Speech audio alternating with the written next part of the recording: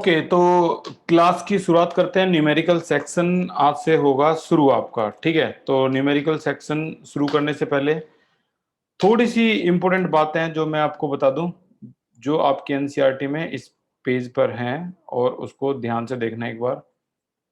ये है आपकी एनसीईआरटी का ये पॉइंट, फिर मैं सारे न्यूमेरिकल जो सेक्शन है वो स्टार्ट करता हूँ।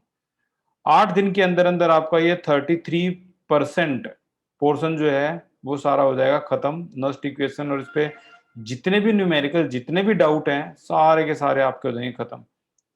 अच्छा, तो डायग्रामेटिकली अगर हम सीरियल वाइज चलें तो इस डायग्राम को लास्ट क्लास में हमने अच्छी तरह से क्लियर कर लिया था कि क्या क्या प्रोसेस होते हैं, कैसे केमिकल एनर्जी से इलेक्ट्रिकल एनर्जी जो है वो हम जनरेट करवा सकते हैं अपने हिसाब से। और बाहर अगर वोल्टेज ना लगाएं तो ये अपने आप वोल्टेज जनरेट कर देता है इसकी। और आपको पता है कितनी आई थी वोल्टेज? आई थी 1.1 वोल्ट जो है वो आ जाएगी। ठीक है, ये आ गई थी। लेकिन अगर हम बाहर अलग से वोल्टेज लगा दें या ईएमएफ लगा दें, ये एक्सटर्नल वोल्टेज है इसकी, और अगर हम एक्सटर्नल वोल्टेज स्पेशल लगा के 1.1 वोल्ट से कम कर दें, लेस देन, ठीक है, लेस देन 1.1 वोल्ट कर दें, तो होगा क्या? होगा ये कि जिंक से इलेक्ट्रॉन यहां की तरफ जाने लगेंगे, नॉर्मली जो जाते हैं वैसे ही जाने लगेंगे। ठीक है, जिंक से कॉपर की तरफ। और करंट कहां से कहां फ्लो होगा? ये कॉपर से जिंक की तरफ। ठीक है। अच्छा, जिंक की जो रॉड है वो गलना शुरू कर देगी, यानी थिन होती चली जाएगी, और ये रॉड डिपॉजिट होना शुरू कर देगी, यानी थिक होती चली जाएगी। तो जिंक डिजोल्व होगी एनोड पे, और कॉपर डिपॉजिट होगी कैथोड पे। यानी नॉर्मली वही काम हो रहा है जो आपका इस वाले केस में हो रहा था। ठीक है। अच्छा, फिर उन्होंने और एक्सपेरिमेंट किए कि एक्सटर्नल वोल्टेज अगर 1.1 वोल्ट के बराबर कर दे तो क्या होगा?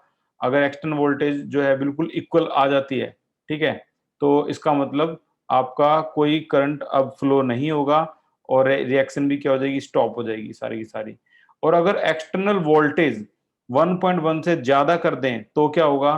तो देखो, लेस का तो पता है, जिंक से कॉपर की तरफ इलेक्ट्रॉन फ्लो हो रहा है, और अगर ज्यादा कर दें तो यहाँ अब डायरेक्शन चेंज हो जाती है, electron flow from copper two zinc. ठीक है ना? और जिंक यहाँ पर देखो डिपॉजिट होना शुरू हो जाएगा, और जो कॉपर है वो गलना शुरू हो जाएगी। यानी अगर आपने एक्सटर्नल वोल्टेज 1.1 से ज्यादा कर दी तो केस उल्टा हो जाएगा, जो यहाँ होता था उसका बिल्कुल अपोजिट हो जाएगा यहाँ पे। ठीक है, तो ये कुछ ऐसे एक्सेप्शन केस हैं जो एग्जाम में पूछे गए हैं, 2020 में आए थे। तो मैं एक बार जल्दी से दिखा देता हूँ ये क्वेश्चन आते कैसे हैं, क्योंकि खास है तो इग्नोर नहीं कर सकते हम। तो क्वेश्चन थर्ड चैप्टर है, और ये क्वेश्चन ऐसे पूछे गए थे कि एक्सटर्नल वोल्टेज अगर ज्यादा कर दे कम कर दे तो क्या होगा। देखो, पहला ही क्वेश्चन वही है, if electrochemical cell behave like electrolytic cell. अच्छा, इलेक्ट्रोलाइटिक सेल क्या था? इलेक्ट्रोलाइटिक लाइटिक सेल वो था जहां पर आपने देखा होगा कि एनोड जो है वो क्या होता है? पॉजिटिव होता है, और कैथोड जो है वो क्या होता है? वहां पे नेगेटिव होता है। ठीक है। और एनोड रोड अगर आपको थोड़ा बहुत भी याद है तो मैं बता दूं, इलेक्ट्रोलाइटिक सेल में एनोड रोड जो है वो गलती थी, और यहाँ क्या होता था? डिपोजिशन हो जाता। ठीक है।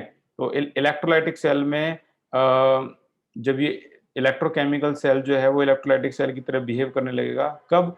जब एक्सटर्नल वोल्टेज ज्यादा होगी इससे, तो ज्यादा वाला केस है। ठीक है ना? इलेक्ट्रॉन का फ्लो भी अपोजिट डायरेक्शन में हो जाता है इसमें। इस तरीके से क्वेश्चन पूछे जाएंगे। और भी एक दो क्वेश्चन और हैं जो इसमें 2020 में आए थे, वो भी दिखा देता हूँ मैं यहाँ पे। अगर एक्सटर्नल वोल्टेज ज्यादा होती है तो क्या होता है?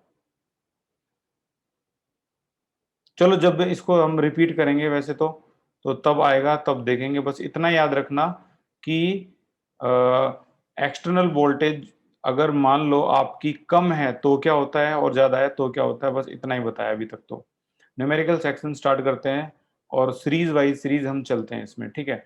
तो पहला न्यूमेरिकल है आपका, वो है एग्जाम्पल, एग्जाम्पल 3.1। ये पहला न्यूमेरिकल है आज का।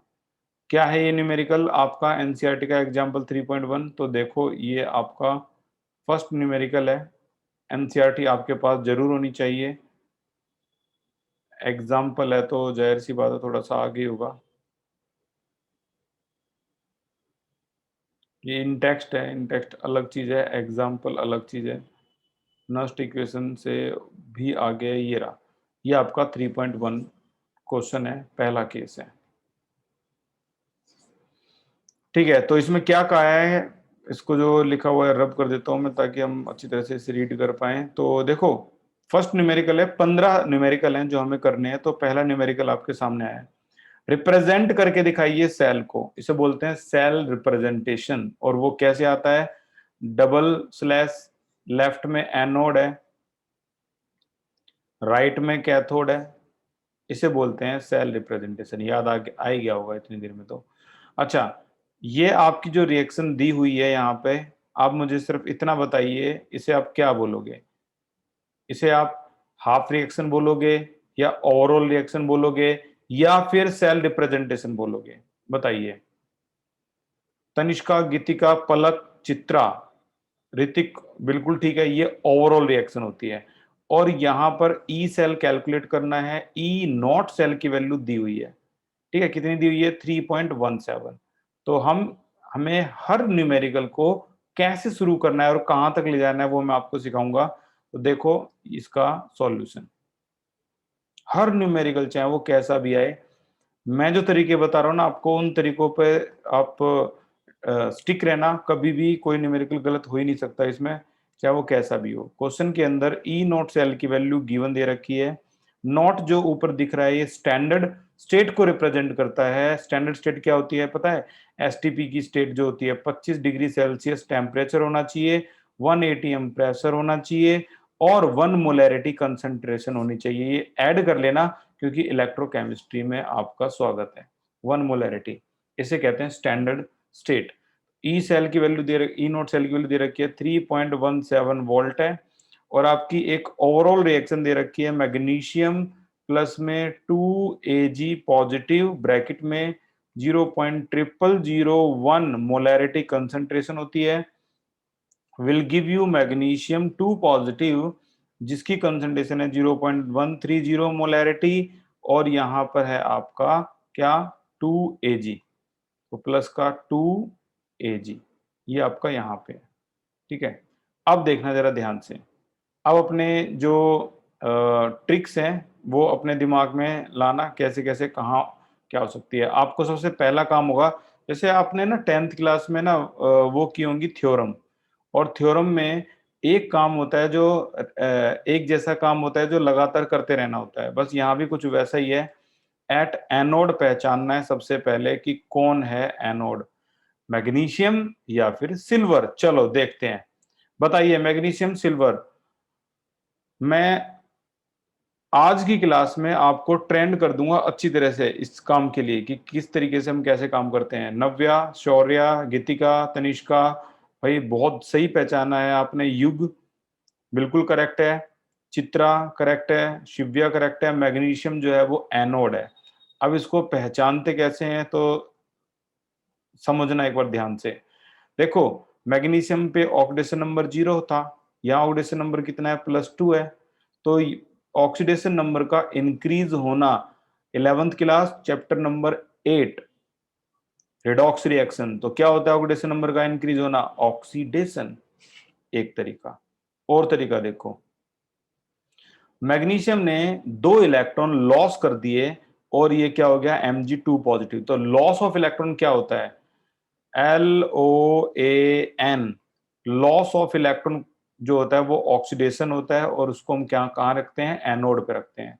और एनोड नेगेटिव चार्ज होता है इलेक्ट्रोकेमिकल सेल के अंदर। तो एट एनोड पे पता लग गया। अब तो दो दो तरीके बता दिए मैंने कैसे हम यूज कर सकते हैं। तो Mg2 पॉजिटिव होता है और ये 2 इलेक्ट्रॉन लॉस कर सकता है। ठीक है, एट कैथोड, कैथोड जो है, अब जाहिर सी बात है वो सिल्वर ही होगा, और ये 1 इलेक्ट्रॉन गेन करता है और ये बन गया आपका Ag। क्योंकि रूल क्या होता है, इलेक्ट्रॉन सेम होने चाहिए, तो यहाँ इसको 2 से मल्टीप्लाई कर दो पूरी इक्वेशन को। ठीक है, तो नॉर्मली लिख भी देते हैं, इक्वेशन को 2 से मल्टीप्लाई किया गया है। जितने भी इलेक्ट्रॉन कैंसिल होते हैं ये हमें n की वैल्यू बता देते हैं जो कि है 2। और अब यहाँ पर आया है आपका मैग्नीशियम प्लस में 2 Ag positive will give you magnesium 2 positive plus में 2Ag। ठीक है, ये रिएक्शन जो है आपकी, इसे बोलते हैं ओवरऑल रिएक्शन। ये ओवरऑल रिएक्शन है। ठीक है, अब इस रिएक्शन में, ओवरऑल रिएक्शन में खत्म होने के बाद हमेशा अगला स्टेप क्या होता है? Cell representation.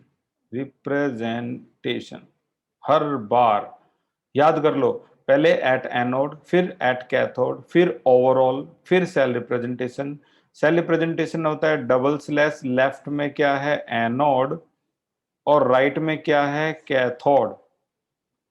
ठीक है, अब एनोड पे कौन है? एनोड पे मैग्नीशियम है, तो मैग्नीशियम स्लैश Mg2 पॉजिटिव, और ब्रैकेट में इसकी कंसंट्रेशन लिख दो मैग्नीशियम की, देखकर ये रही 0.0130 मोलैरिटी, ये मैग्नीशियम की कंसंट्रेशन है। ठीक है, अब बात आती है कैथोड की। तो कैथोड में आपको सबसे पहले किसको लिखना है? Ag। तो यहां लिख दो Ag पॉजिटिव। कई बच्चे कहते हैं सर 2 है यहाँ पर, 2 लगाओ मत लगाओ, आपका आंसर गलत नहीं होगा। फिर इसकी कंसंट्रेशन होती है, और कंसंट्रेशन कितनी है? 0001 मोलैरिटी स्लैश Ag। ठीक है, तो ये लेफ्ट में एनोड है, राइट में कैथोड है। आपने इसको कहां से देखा? यहां से देख लिया, सिंपल। ठीक है, तो अब इसको क्या कहेंगे हम? Cell representation. क्वेश्चन में क्या कहा है? Represent the cell. तो वो आपको क्वेश्चन में कह रहा है ये लिखकर दिखाओ, तो आपका एक आंसर तो यहां आ गया। This is cell representation, this is called represent the cell. Clear? ये हो गया। तो फिर से रिपीट करता हूं, पहले एनोड लेना है, फिर कैथोड लेना है, फिर ओवरऑल लेना है, फिर सेल रिप्रेजेंटेशन करना है। 15 क्वेश्चन है ना, तो 15 बार ऐसा करना है।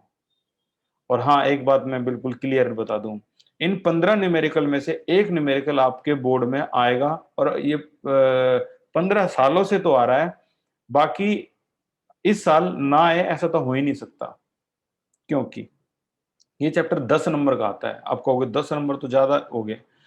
10 नंबर का इसलिए आता है क्योंकि ये फिक्स होता है कि ये जैसे चैप्टर, पहले तो पैटर्न जो था उसमें ये क्वेश्चन नंबर जो था वो फिक्स था कि 24th नंबर पे आएगा ये क्वेश्चन। ठीक है, अब इसकी जगह 27 पे चली गई है। 27 जो क्वेश्चन होगा, इतना भी सीबीएसई फिक्स करके देती है कि क्वेश्चन नंबर 27 आपका थर्ड चैप्टर से होगा, और वो इतने मार्क्स का होगा, ये भी फिक्स होता है। ठीक है ना? और तो और तुम क्या इनके बारे में बात करोगे, सीबीएसई कितनी बड़ी है, कि इनका ये भी कंफर्म होता है कि क्वेश्चन नंबर 27 थर्ड चैप्टर से होगा। आप उठा के देख लेना लास्ट कि कितने भी क्वेश्चन पेपर फिक्स होता है इस नंबर पे, क्वेश्चन नंबर इस चैप्टर का क्वेश्चन। अच्छा, 10 नंबर का क्यों होगा? क्योंकि इसमें चॉइस होती है, और होता है, बीच में और होगा। ऊपर न्यूमेरिकल कौन सा होगा? ई सेल का होगा, जो आपको दिख रहा है। नीचे न्यूमेरिकल कौन सा होगा? कोल्हार्स लॉ का होगा। ये सब फिक्स होती हैं चीजें, बिल्कुल सब स्क्रिप्टेड है, कुछ भी अलग नहीं। 15 साल से तो मैं यही देखता आ रहा हूं। तो सेल रिप्रेजेंटेशन आपके सामने है। आगे चलते हैं, अगला सेल रिप्रेजेंटेशन होने के बाद फिर से हमारा अगला स्टेप होता है। देखो मेरे को सारे स्टेप याद हैं। ई नोट सेल, अब ई नोट सेल निकलेगा। क्यों? ई नोट सेल जो है वो सेल रिप्रेजेंटेशन को देखकर बताया जाता है, और अच्छा इसको तरीका होता है लिखने का, वो ई नोट कैथोड माइनस ई नोट एनोड, राइट? ये होता है। अब ई नोट कैथोड पे कौन है भाई? यहां पर सिल्वर है। Silver Ag positive slash Ag है, माइनस ई नोट पे यहाँ पे मैग्नीशियम है। कई बच्चों के दिमाग में ये जरूर आया होगा कि यार यहाँ पर ऐसे क्यों नहीं लिखते, हम पहले चार्ज लिखते हैं फिर बाद में ये लिखते हैं, ऐसा क्यों है? कई बच्चों के आया होगा, मुझे पता है पूछेंगे नहीं, लेकिन आया तो जरूर होगा। तो मैं आपको बता दूं, 2 बार रिपीट करूंगा मैं इस चीज को, एक अभी, एक 4 दिन बाद। इलेक्ट्रोड पोटेंशियल 2 तरह के होते हैं। एक होता है ऑक्सीडेशन पोटेंशियल, पोटेंशियल, और एक होता है रिडक्शन पोटेंशियल, रिडक्शन पोटेंशियल। ठीक है, आयुपैक ने क्या कहा कि ऑक्सीडेशन पोटेंशियल को मत लो, ग्रेजुएशन में आएंगे वो अलग सिनेरियो है, आपको सिर्फ रिडक्शन पोटेंशियल जो है वो इस्तेमाल करना है। ई सेल वाले क्वेश्चंस में। यही वजह है कि आपने इस बात को नोटिस किया कि आपकी जो एनसीईआरटी है, ये जो आपकी एनसीईआरटी है, भी सारी चीजें देखना भी, 8 दिन का तो मैंने टाइम पीरियड आपको बता ही दिया, दूसरा दिन है आज का, तो 8 दिन के अंदर अंदर तो सारा जो क्या ना धुंधला सा सिनेरियो है वो सब क्लियर हो जाएगा। आपने नोटिस किया भाई, ये यहां पर लिखा हुआ है ऊपर इलेक्ट्रोड पोटेंशियल, ठीक है। तो इलेक्ट्रोड पोटेंशियल जो है वो यहां पर पूरी की पूरी इलेक्ट्रोड पोटेंशियल आप देख लो, एक जगह भी आपको लॉस ऑफ इलेक्ट्रॉन दिखाई नहीं देगा, हर जगह देखो आपको 2 इलेक्ट्रॉन गेन किए तो ये बन गया, 2 इलेक्ट्रॉन गेन किए तो ये बन गया, हर तरफ आपको एरो के लेफ्ट में इलेक्ट्रॉन, लेफ्ट में इलेक्ट्रॉन, लेफ्ट में इलेक्ट्रॉन, एरो के लेफ्ट में इलेक्ट्रॉन, एरो के लेफ्ट में इलेक्ट्रॉन, एरो के लेफ्ट में इलेक्ट्रॉन दिखाई देते हैं, क्योंकि ये आईयूपैक का फैसला था कि आपको इलेक्ट्रोड पोटेंशियल में कौन सा यूज करना है, हमेशा रिडक्शन पोटेंशियल ही इस्तेमाल करना है।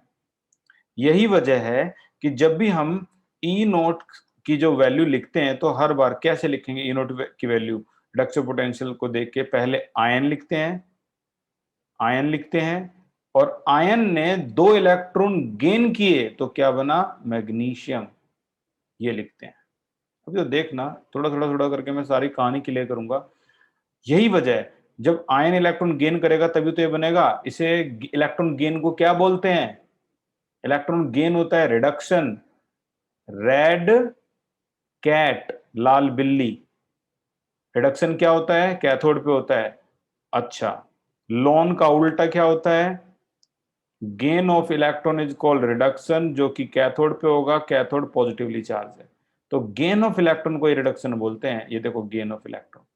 इसीलिए हर वैल्यू ई नोट सेल की हम जब भी देखेंगे न्यूमेरिकल के अंदर तो कंफ्यूज मत होना, और मैं नीट के क्वेश्चन करवाने वाला हूं तो इसलिए मेरे ऊपर जिम्मेवारी बढ़ जाती है कि मैं कोई भी चीज मजाक में या तुक्के में लेके तो आगे जा ही नहीं सकता।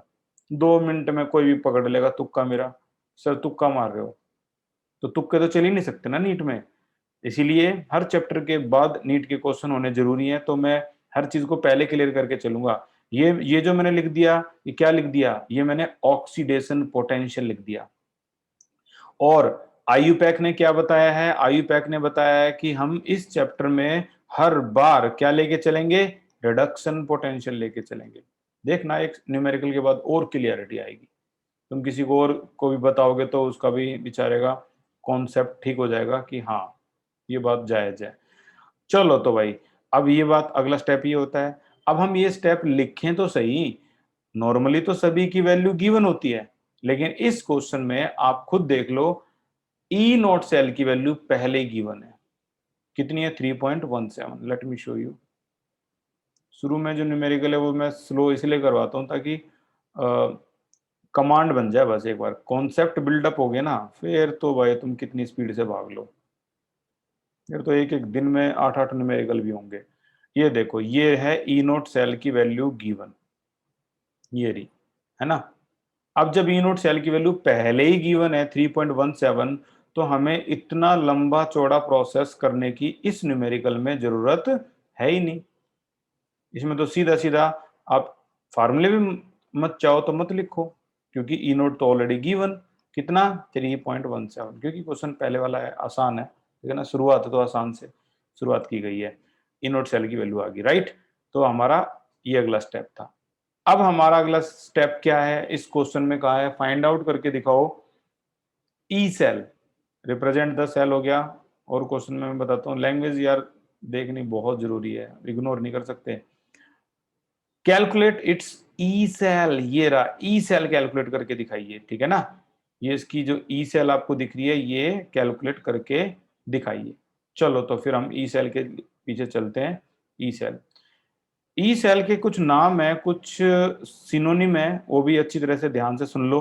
इसे सेल पोटेंशियल कहा जाता है, ये मान के चलो 15 में से 10 बार न्यूमेरिकल में यही नाम आएगा। इसे ईएमएफ भी बोला जाता है, इसे इलेक्ट्रोड पोटेंशियल भी बोला जाता है, इलेक्ट्रोड पोटेंशियल भी बोला जाता है, इसे वोल्टेज भी, सेल वोल्टेज भी बोला जाता है। ये सारे इसी के सिनोनिम है, ठीक है, जो आते रहेंगे। तो ई सेल भी बोला जाता है, तो ई सेल निकालना है। ई सेल का जो फॉर्मूला है वो होता है क्या, 0.059 बाई एन लॉग, लॉग, एक मिनट, ई नॉट सेल, ये कैसे डेराइव होता है जरूर करेंगे, 8 दिन का टाइम है। 0.059 by n log right upon में लेफ्ट का आयन, ठीक है। तो राइट का आयन कौन है, ओवरऑल रिएक्शन को देखेंगे, इसमें मत फंस जाना भाई, फंस के तो गए। ओवरऑल ओवरऑल रिएक्शन में राइट का आयन है मैग्नीशियम, तो मैग्नीशियम 2 पॉजिटिव अपॉन में क्या, मैग्नीशियम 2 पॉजिटिव अपॉन में सिल्वर, तो Ag पॉजिटिव, और पॉजिटिव के ऊपर वहां स्क्वायर भी दे रखा, तो स्क्वायर भी लिख देंगे क्योंकि इसका कोफिशिएंट है, देख रहे हो ना यहाँ पे, ये रहा कोफिशिएंट, तो ये इसका कोफिशिएंट स्क्वायर हो जाता है कुल मिला के। चलो तो देखते हैं कितने बच्चे ध्यान दे रहे थे। क्या कोई बच्चा मुझे बताएगा कि n की वैल्यू क्या थी, n की वैल्यू, ये तो 3.17 है, ऊपर देख लिया हमने। जो कहानी को ध्यान से सुन रहा है n की वैल्यू उसको पता रहेगी। क्या बात है, कल्पना, अब्दुल, अंजलि, युग, आदित्य, दीपांशु, बहुत बढ़िया। एन की वैल्यू है 2। और एन क्या होती है मैं बता दूं जिनका ध्यान नहीं है, तो एन की वैल्यू वो होती है जो इलेक्ट्रॉन कैंसिल हो जाते हैं ना, उसी को बोलते हैं एन। ये रहा आपका एन एवरी टाइम। तो ये 2 होगी लॉगरिथम। इस कंसन, ये ब्रैक को समझ रहे हो, ब्रैक क्या है, अगर अभी नहीं समझ रहे तो बाद में याद रखना, this bracket is called concentration, right. इस ब्रैक की शक्ल देख के बता देगा कोई बच्चा ये कंसंट्रेशन होती है। और मैग्नीशियम की कंसंट्रेशन कितनी है क्वेश्चन में, ये रही, ये मैग्नीशियम की कंसंट्रेशन है। ये सिल्वर की कंसंट्रेशन है, सिल्वर तो बड़ा नॉर्मल है, 10 की पावर -4 है। यहाँ 1.3 इंटू 10⁻⁻, क्या हो जाएगी, 1.3 10⁻⁻1, और सिल्वर है 10 की पावर -4, और उसका स्क्वायर भी है, ये देख लो, होगी ना कंसंट्रेशन। अब क्वेश्चन में 3.17 0.059 बाई 2 लॉगरिथम, इसको सोल्व करोगे तो 1.3, वैल्यू को ऊपर ले जाओ, -8 ऊपर गया तो 8 कैंसिल हो गया, तो 10 की पावर आ गया आपका 7। अब लॉगरिथम में आपको ये वैल्यू पता है। अब जो बच्चे, जो जो स्कूल के जो टीचर हैं वो बेवकूफ बना देते हैं, और वो बेवकूफ बन के अपने घर पे आ जाते हैं, मान लेते हैं उनकी बात, आंख बंद करके, क्यों, उनको अपना जो जिम्मेदारी है उससे भागना है। हम जिम्मेदारी से भाग नहीं सकते, ठीक है। अगर हम भागेंगे तो जो नेम फेम मनी सब खत्म।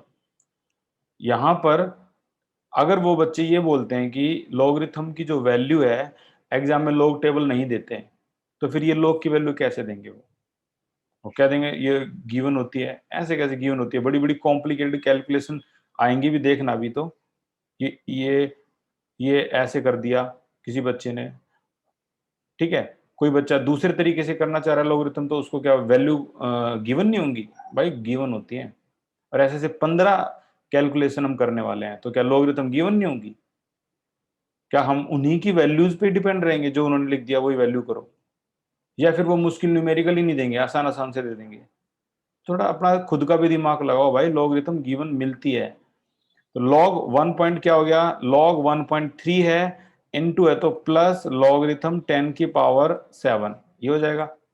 अब 13 की जीरो, 13 की जीरो में जो वैल्यू है 0.059 बाई 2, बताना भाई एक बार जल्दी से, 13 की जीरो में कितनी वैल्यू है इसकी, 13 की जीरो में वैल्यू, मेरे पास कई सारी वैल्यू आ गई है, 1139, और कोई है 1139 के टक्कर में, 1139 शौर्य, युग, पलक, थैंक यू, 1139 पॉइंट, ये हो गया, और 10 की पावर 7 है, ये हो जाएगा 7 लॉग 10, और लॉग 10 की वैल्यू 7 होती है, सॉरी लॉग 10 की वैल्यू 1 होती है, तो 3.17 माइनस 0.059 बाई 2 इंटू में 7.1139।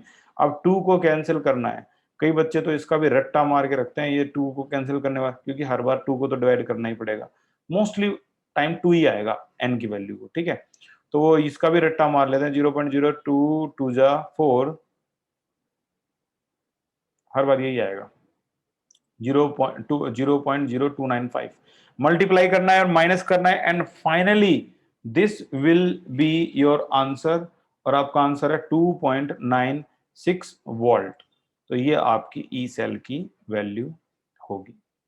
ठीक है, तो रिपीट कर देता हूं भाई, हर बार इस 3 नंबर को अगर आपको लेना है तो हर बार चाहे क्वेश्चन में कुछ भी गिवन हो, एट एनोड से करो शुरुआत।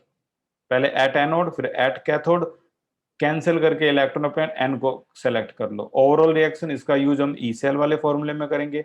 फिर सेल रिप्रेजेंटेशन चाहे पूछ रखा हो या ना पूछ रखा हो, करना जरूर है, क्योंकि स्टेप से चलोगे तो आंसर गलत होने के चांस 0 हो जाएंगे। सेल रिप्रेजेंटेशन में एनोड कैथोड आ गया, अब इसको देखकर हम E cell E node cell निकाल सकते हैं। जैसे ई नोड सेल निकल गया, अब ई सेल का फॉर्मूला लगा दो, फिर ई नोड सेल की वैल्यू रख दो, इसके बारे में कंसंट्रेशन आपको पता लग गई, और ये calculation end game is over every time. चलो एक और एक्सपेरिमेंट करते हैं। ये है आपका क्वेश्चन नंबर इन टेक्स्ट का 3, देखते हैं इन टेक्स्ट का 3। एक क्वेश्चन और पूरे मन से सीख लो, उसके बाद तो मैं सीखने की जरूरत ही नहीं पड़ेगी, फिर तो खुले समुद्र में गोता लगाओ। 3.3 ये वाला तो नहीं है इसमें, इन टेक्स्ट का इन टेक्स्ट क्वेश्चन 3.5।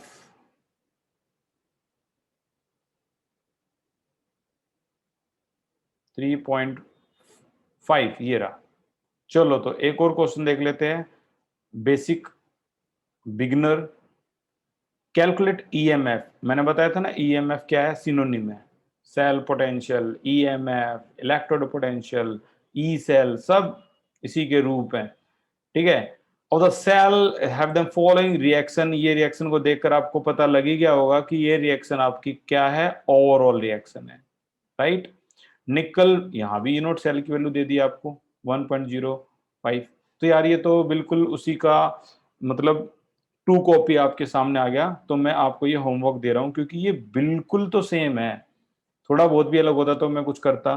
तो ये आपके नोट्स में भी है, और इसका आंसर आएगा 0.914 वोल्ट। क्या, ई सेल का। अब जो मन से खेल खेल रहे हैं और उनको पता है कितना जरूरी है ये सारा खेल खेलना, इसीलिए उनके लिए ये क्वेश्चन होमवर्क है। जरूर करना, जरूर मेरे पास सेंड करना, ठीक है। ओके, अब आ जाओ आप अगले न्यूमेरिकल। 2 न्यूमेरिकल खत्म हो गए हैं, अब मैं चलता हूं न्यूमेरिकल नंबर 3 की तरफ। तो थोड़ा सा लेवल बढ़ाऊंगा मैं अब। Numerical number 3 out of NCERT. ठीक है, बड़े समुद्र में गोता लगाते हैं। राइट द नस्ट इक्वेशन, बताता हूं इसके बारे में। राइट द नस्ट इक्वेशन लिखिए, एंड डिटरमाइन ईएमएफ, और ईएमएफ को डिटरमाइन कीजिए, एंड डिटरमाइन ईएमएफ, ठीक है, ऑफ द सेल। अगर रिएक्शन ये है तो magnesium slash magnesium 2 positive 0.001 molarity, double slash copper 2 positive bracket में 0.0001 मोलैरिटी स्लैश कॉपर। ठीक है, ये आपके सामने दी हुई है। बताइए गिवन वैल्यू में और कुछ बहुत कुछ गिवन है, जिसमें मैग्नीशियम 2 पॉजिटिव स्लैश मैग्नीशियम, और इसकी वैल्यू क्या है, -2.37 वोल्ट। अगली जो ई नोट वैल्यू है वो भी गिवन है, कॉपर 2 पॉजिटिव स्लैश कॉपर, तो ये है आपकी क्या, 0.34 वोल्ट, जो कि प्लस में। ठीक है, अब ये जो गिवन है इसको बोलेंगे हम सेल रिप्रेजेंटेशन। आपको पता ही लग गया। शुरुआत आंसर की कहां से करनी है भाई, ये करनी है हमेशा की तरह एट एनोड। आपको मुझे ऊपर का सिनेरियो देखकर बताना है कि एनोड पर कौन है, मैग्नीशियम या फिर कॉपर। बताइए शिव्या, आकाश ये गलत है। पलक, अंजलि, सौर्य ये ठीक है, शिव्या ठीक है, चित्रा ठीक है। बहुत बढ़िया, मैग्नीशियम है, और साफ साफ देखने पे लग रहा है क्योंकि डबल स्लैश के लेफ्ट में कौन होता है, डबल स्लैश के लेफ्ट में होता है एनोड, राइट में क्या होता है कैथोड। तो इसमें तो सबसे ज्यादा जल्दी पता लग गया कि एनोड पर मैग्नीशियम है। तो मैग्नीशियम ने 2 इलेक्ट्रॉन लॉस कर दिए, ठीक है, और ये आ गया आपका एट एनोड की रिएक्शन। अगला स्टेप एट कैथोड, कैथोड पे कॉपर ने 2 इलेक्ट्रॉन गेन कर दिए, तो ये कॉपर हो गया। क्लियर, इलेक्ट्रॉन कैंसिल हुए तो एन की वैल्यू 2 आ गई, जो कि मैंने बता दिया लगभग यार 80% क्वेश्चन में एन की वैल्यू 2 ही आएगी। अगला step, magnesium plus copper 2 positive will give you magnesium 2 positive plus copper, and congratulation this is your overall. ये आपकी ओवरऑल रिएक्शन है, ये तीसरा स्टेप था, ठीक है। अब बताओ अगला स्टेप क्या है, बिना चीटिंग करे वैसे ही नॉर्मली बताओ अगला स्टेप क्या है भाई। नहीं भाई, ई नोट नहीं है, शौर्य ये नहीं है, और कोई बहुत बढ़िया, गीतिका, अरुणा, शिव्या, अंजलि, यही तो चाहिए यार। अगला स्टेप है सेल रिप्रेजेंटेशन, सेल रिप्रेजेंटेशन, ये अगला स्टेप है। और अगले स्टेप में हम क्या करते हैं, सेल को रिप्रेजेंट कैसे करते हैं, डबल स्लैश। कई बच्चे कहते हैं सर ये तो गिवन दे रखा है, भाई जो मैं बोल रहा हूं ना वो बस करते रहो, क्योंकि अगर तुमने अपना दिमाग लगाया तो आप न्यूमेरिकल नंबर 12 में अटक जाओगे। अभी तो आपको सब कुछ ऐसा लग रहा होगा हाँ हाँ गिवन है, लेकिन न्यूमेरिकल नंबर 12 15 इनमें अटक जाओगे। अभी शॉर्ट टर्म के लिए तो आसान लग रहा है। सेल रिप्रेजेंटेशन आ गया, अब अगला स्टेप कौन सा है भाई, अगला स्टेप है ई नॉट सेल। और ई नॉट सेल क्या होता है, E naught cathode minus E naught anode, right. तो देखो ये ई नॉट कैथोड है, ये कैथोड है आपका, और ये एनोड है। रिप्रेजेंटेशन, रिप्रेजेंटेशन आपको कैथोड का क्या दिखाई दे रहा होगा, कैथोड पे कॉपर ने इलेक्ट्रॉन गेन कर लिए, राइट, गेन करके तो कॉपर आया। अब यहां इलेक्ट्रॉन लॉस किए हैं, समझो मेरी बात, यहां इलेक्ट्रॉन लॉस किए हैं जो कि दिख भी रहा है, लेकिन हम क्या लिखते हैं, मैग्नीशियम ने अगर इलेक्ट्रॉन गेन किए तो वैल्यू क्या होगी। अब मैं आपको एक जादू दिखाता हूं, ध्यान से सुनना। ई नोट, कॉपर ने इलेक्ट्रॉन गेन किए तो वैल्यू क्या होती है ई नोट सेल की, ये देखो,